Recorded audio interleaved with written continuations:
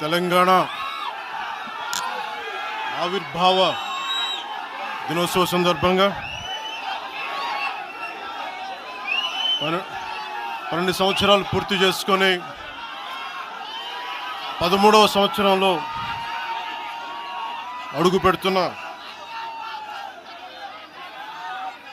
మన తెలంగాణకి హార్దిక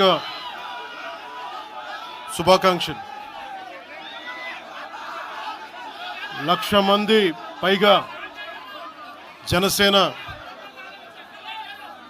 నాయకులు సైనికులు ఉన్న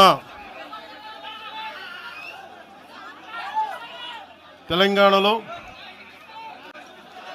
ఈరోజు క్యాడర్ తరపున, నాయకుల తరపున, వీర మహిళల తరపున, జన సైనికుల తరపున